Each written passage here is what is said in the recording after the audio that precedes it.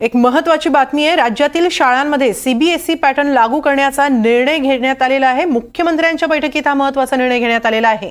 चालू वर्षात पहिलीपासून सीबीएसई पॅटर्नचा वापर केला जाणार आहे। तर 2026 ते 27 पर्यंत पूर्णपणे सीबीएसई पॅटर्नचा वापर केला जाणार आहे।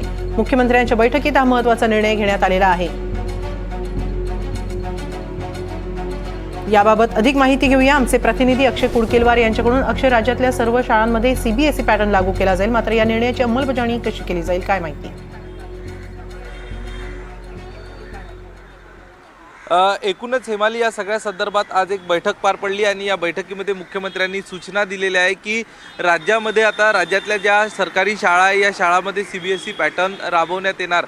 येत्या शैक्षणिक वर्षापासून अर्थातच शैक्षणिक वर्ष 2025-26 मध्ये या सीबीएसई पॅटर्नचा समावेश या राज्यात करण्यात येणार आहे। त्याचा प्राथमिक चाचपण्या आता यावर्षी करण्यात येणार आहे। त्याची तयारी देखील करण्याचे आदेश मुख्यमंत्री देवेंद्र फडणवीस यांच्या माध्यमातून शिक्षण मंत्री आणि शिक्षण विभागाला देण्यात आलेले आहे। एकूणच 100 दिवसात नेमक्या कुठल्या उपाययोजना राबवायच्या, 100 दिवसाच्या कृती आराखड्याचं जे सादरीकरण झालं यामध्ये शिक्षण विभागाकडून देखील तयारी दर्शवण्यात आली होती सीबीएसई अभ्यासक्रम राबवण्यासंदर्भात। यापूर्वी शैक्षणिक वर्ष 2026-27 मध्ये सीबीएसई पॅटर्न राज्यातील सरकारी शाळांमध्ये राबवण्यासंदर्भातल्या हालचाली करण्यात आल्या होत्या।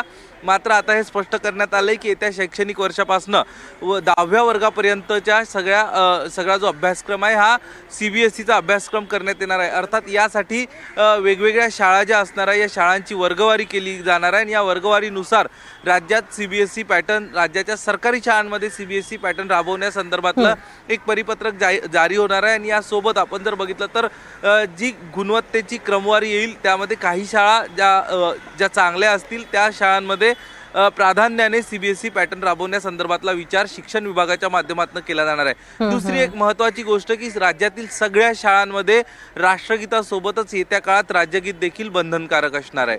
हेमाली, धन्यवाद। शिक्षण क्षेत्रासाठी हा महत्त्वाचा निर्णय मानला जाऊ शकतो। धन्यवाद अक्षय, आपण दिलेल्या या सविस्तर माहितीबद्दल।